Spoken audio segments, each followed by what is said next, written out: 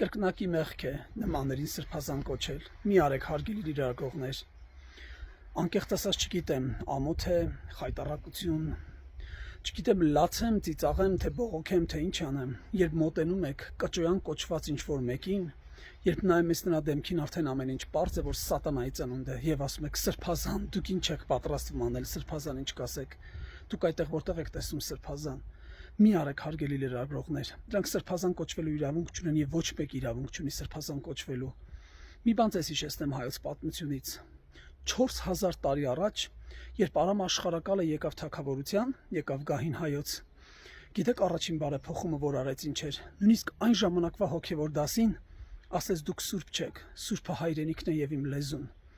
Խնդրում եմ, մի նման կեղտերին ասեք սրբազան, դա կրկնակի մեղք է։ Սուրբն իմ հայրենիքն է, սուրբն այն լեզուն է, որով որ մենք հաղորդակցվում ենք, սուրբն այն լեզուն է, որով որ Բայրոնն ասել է,